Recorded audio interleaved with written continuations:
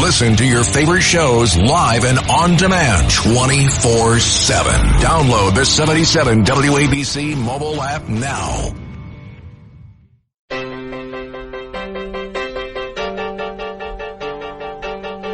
Oh, here he is, my nemesis. On the line, Congressman Peter King, who's now joining the foursome here. We're the four horsemen here. And we've learned that George V. actually went to kindergarten in Brooklyn. So now we've covered Brooklyn through and through. Some Brooklyn letters. But I don't think that Peter King ever lived in Brooklyn. And by the way, Alan Dershowitz heard us talking about Brooklyn, and he's coming up on 9:30. Yeah, so Peter King, did you ever live in Brooklyn? My grandparents lived in Brooklyn. I went to high school and college in Brooklyn. And even though I've never announced this before, Curtis, I graduated from high school, Brooklyn Prep, which you got thrown out of. So I graduated from Brooklyn Tech. He predicted you would bring that up. I don't even know why. I don't like being on the show with a high school dropout. I mean, this is terrible. I mean, Peter, I'm here to protect you. And I was 8 credits short from graduating from NYU Heights campus. Well, all I know is, Curtis, I can see Evans Field from my classroom window in Brooklyn Prep. I saw it being torn down, but at least I saw it. And I went there many times as a kid. Brooklyn's a great place. And Curtis, in your own way, you're a nice guy, but you keep asking me to use undue influence to get you your high school diploma. I'll just check with George whether or not that's legal. Is that some kind of extortion? Is that it's legal. You know why you're not a congressman anymore? Yeah. Oh, okay. Hey, people get in the mail now, So. Yeah, I'm very upset. This goes back to Cindy Adams. Cindy Adams got her high school diploma. That's right. By proclamation of the governor. Two she got. She got it first from Governor Hochul. Then they went out to Jackson, where she had gone to high school, and she had to leave in order to go work. And they had invited John. She won't forgive John because although... She didn't talk to me for 2 weeks. But the governor was there and the mayor giving her second diploma. And you know what I get from you, Peter King? I get ugats. I get bupkis. That's about all you're ever going to get from me. I can tell you that. Now... Maybe you can ask the Gotti family to help you. Oh, yeah. Oh. You got to go to Frank Morano for that. Now, Peter King, if you were sitting down as a consigliere, because you've been very friendly with President Trump before, a lot of people don't know the way we were able to eliminate MS-13 as a nemesis is Peter King went to Donald Trump when he was president, and Jeff Sessions, Attorney General, said, please come to Central Islip, the federal courthouse, and announce a plan. And they did. And boy, what a cleanup job they did, along with the FBI, ICE, the state troopers, Suffolk County cops, Nassau County cops. And I always give you credit for that, because when we were out there patrolling that area, I'd always see Peter King. That was your district. Yeah, that was one of the great achievements of President Trump's administration. It really wasn't highlighted enough. I mean, he made 2 personal visits to the district on that issue alone.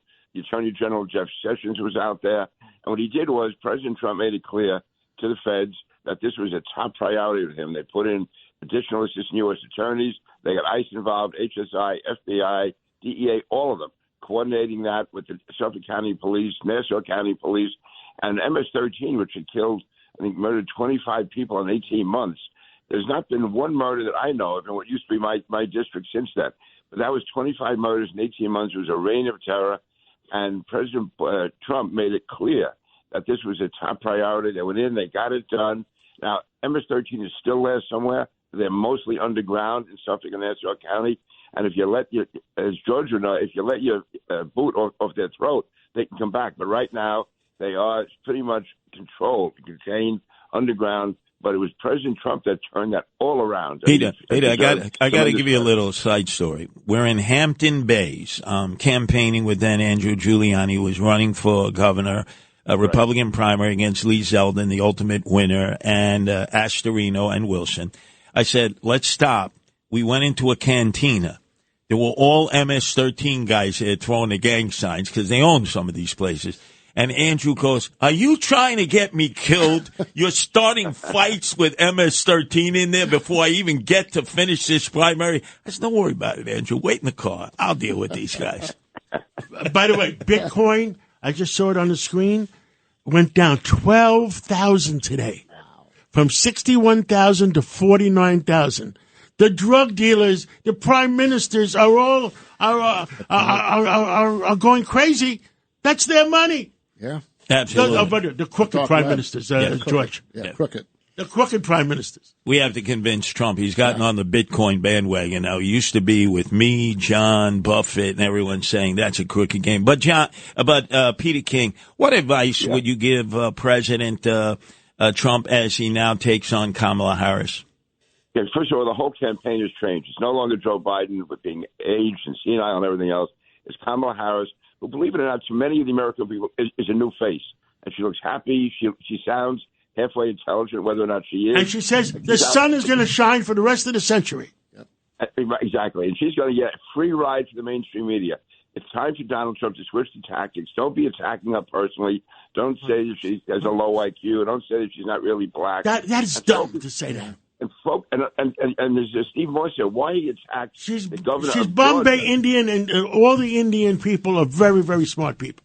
Yep. Yeah, well, they are, obviously. And also, nobody cares about that stuff, except maybe you're right. The group's involved, and they're going to turn against you. But, again, he attacks the governor of Georgia in Georgia, a state that's going to be razor thin close. He's attacking the very popular governor over the 2020 election. That's all in the past. He's got to run on his record as president and go after Kamala Harris. She is so far to the left. She was involved with groups who are posting bail for the rioters in the George Floyd demonstrations 4 years ago. Some of them ended up in charge of murder, assault, other violent crimes. She was involved in that. You go down the whole list. Every left-wing issue, obviously fracking, universal health care, all these issues that the American people do not support. But no, we're not hearing that so long as he's going off on whether or not she's really black, whether or not the governor of Georgia sold them out back in 2020. And now with the economy going the way it is, he's got to show what he did with the economy. But also I think it's important now for a leader to show steadiness.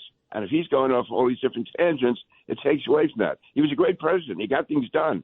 And he's got to get that record out there.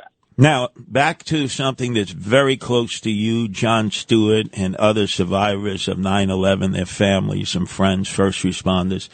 We're running out of money again. We give everything to these migrants, and it's almost like you got to stand there with a tin cup in your hand. What's going on here, Congressman King? Yeah, well, the final bill we passed, I guess it was in 2019, all the actuaries, everyone said that there was going to be enough money in there till the end of the century. We appropriated all the money that was needed that we thought was needed at that time. Since then, no one anticipated the number of victims, of health victims from 9/11, and that's why the fund is going to be running out of money in several years. It's got to be replenished. This is a debt we owe to all those people and their families. And you're right. If they can find the money for migrants, if they can find all this other money that's wasted in so many places, we have to make sure that it goes to the 9/11 fund. There are other parts of the country that still fight us on that. I mean, the fact that it took so many years to get the first bill through, then the second bill, then the third bill, this went on, and now we have to get the fourth bill. Again, the last bill we thought was enough. Everyone thought it was enough. All the victims groups, the family groups, everyone thought that was enough money. It turns out that the illnesses that have come from 9/11 it's unprecedented, and not just basic illnesses that people get like prostate cancer and other cancers, but rare blood disorders. It's horrible, absolutely terrible. And these people have to live with these. I mean, almost every day still, every week anyway, you read in the papers of some top fireman who is dying from 9/11 related illnesses. It's horrible. It's terrible. Congressman King, keep up the battle. You've always been with them since the beginning. You've never faltered. And there's two things that I agreed with you here. This is not good. This could be habit forming here, Peter King. Yeah, this is something. The moon must be in the wrong direction or something. If you and I agree. I'm starting to get nervous now. Anyway, up next. Yeah, I'm afraid. Let me get off the phone before you take my high school diploma. Oh, you're not going to want to miss this. In the next hour at some point. We're going to have a burning. The burning of high school diploma. Right.